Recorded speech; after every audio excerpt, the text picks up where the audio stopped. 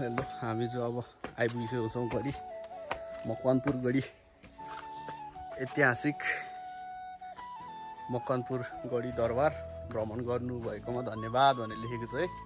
अगाडिको भिडियो बनाउनु पाएन। अब यहाँ चाहिँ यस्तो सिडी रहेको छ। अब यसरी नै जानुपर्छ माथिसम्म। मोटो मोटो मान्छे चाहिँ सानगढीबाट चढ्नु होला। म पनि मोटो त म पनि मोटै हो, त्यही पनि आठ त छ यति चढ्ने त। यस्तो रहेको छ तल। अब हाम्रो गाउँ पनि देखाउँछ, यहाँबाट फाटाफुटा देखिन्छ। तर अलिक ब्लर छ कि आजको दिन चाहिँ। एकचोटि सल्लको पानी परे भए चाहिँ मौसम सफा हुन्थ्यो।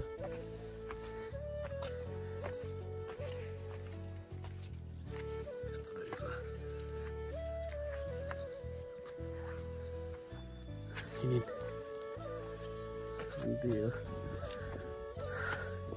आज फाइनली आयो। यतातिर पनि अस्ति कृष्ण अष्टमीमा चाहिँ धेरै ठुलो मेला लाग्थ्यो, त्यो बेला आउनु भएन। साथीहरू गएको थिएन।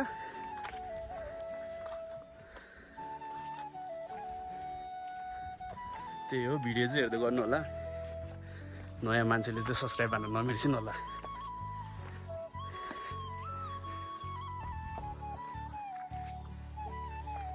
हामी चाहिँ लगभग माथि आइपुगेछौँ। यति तल, त्यहाँ तलबाट हामी यति माथि आयो। स्या हुँदो रहेछ हौ।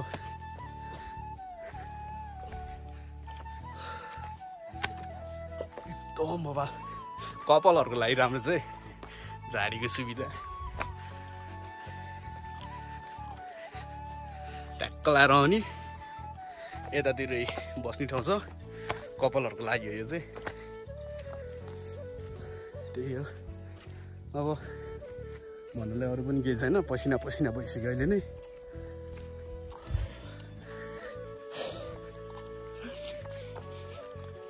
भिडियो त कट हुन्छ। प्रिलिमिनरी चाहिँ हिँड्थ्यो होइन। यता चाहिँ ऐतिहासिक ठाउँ केलाई भनेको भन्ने होइन। यहाँनिर चाहिँ मूर्तिहरू रहेको छ। पहिला राजाको पृथ्वीनारायण शाहको पालाको। यो मकवानपुर गढी चाहिँ पृथ्वीनारायण शाहको ससुराली भनेर चिनिन्छ है। यता हेर्नु,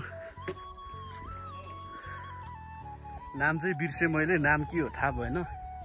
तर अगाडि चाहिँ हाम्रो पृथ्वीनारायण शाहको चाहिँ मूर्ति रहेको छ, हेर्नु होला। पृथ्वीनारायण शाह केही बनाउनु पर्दैन।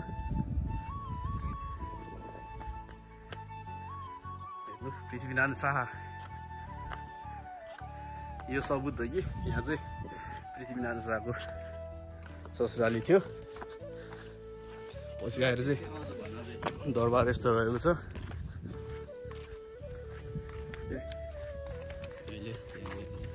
कृष्ण मन्दिर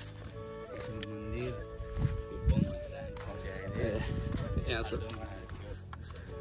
सेनाहरू सेनाहरू फेरि अपराधीहरू।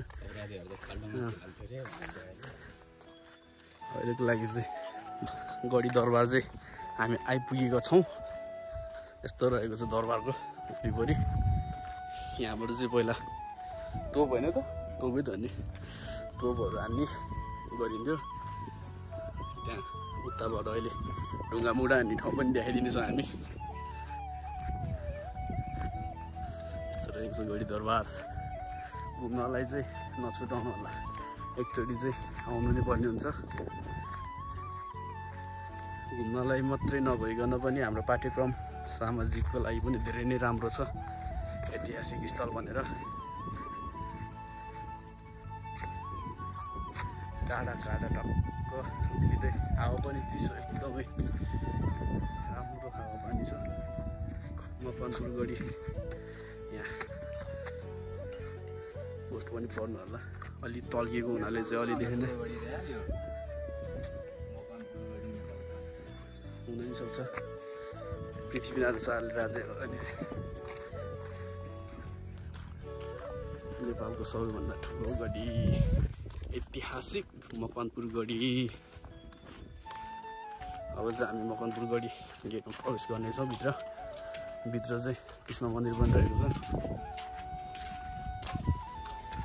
यस्तै हो, हामी चाहिँ अब गेटमा प्रवेश भएर भित्र आइसकेको छौँ।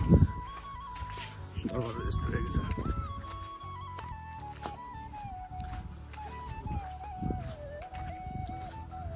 मन्दिर चाहिँ बन्द छ क्यारे आज।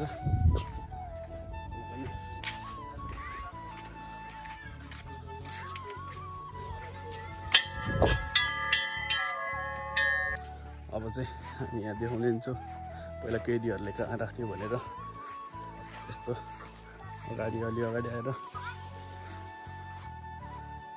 कारबाही गर्नलाई चाहिँ यही हो है, कैदीहरू राख्ने यस्तो खाल्डो रहेको छ। यहाँबाट माथि आउन सक्दैन थियो र अर्को ठाउँ पनि देखाउने हुन्छ हामी। यो अगाडिको ठाउँ चाहिँ के हो भने अलिकति थाहा पाएन। यो चाहिँ गुफाथानको पनि एउटा भिडियो बनाउने छ तपाईँहरूलाई।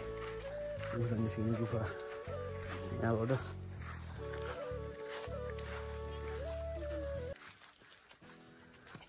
गुफा चाहिँ यस्तै रहेको छ। यो त होइन जस्तो छ, यो त भागेर निस्किने ठाउँ जस्तो छ। यो चाहिँ अलि होइन रहेछ। त्यो ठाउँ चाहिँ देखाउनु भएन। हामी चाहिँ यता आइपुगेछौँ। यताको नजारा हेर्नु, गढी दरबार, मकवानपुर गढी दरबार।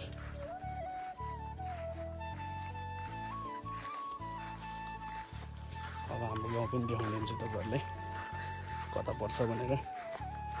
ठ्याक्क लोकेसन चाहिँ हुँदैन, यो हो भनेर चाहिँ देखाउन सकिन्छ। यहाँदेखि टक्क तल हाम्रो गाउँ।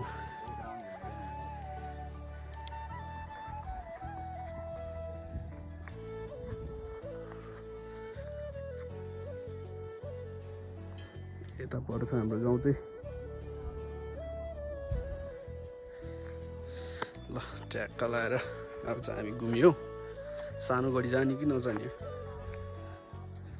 नजाउँ। अहिलेको लागि चाहिँ यति नै गरौँ। अहिले फर्किँदाखेरि पनि ट्याक्क भिडियो बनाइदिन्छु। हस् त, धन्यवाद।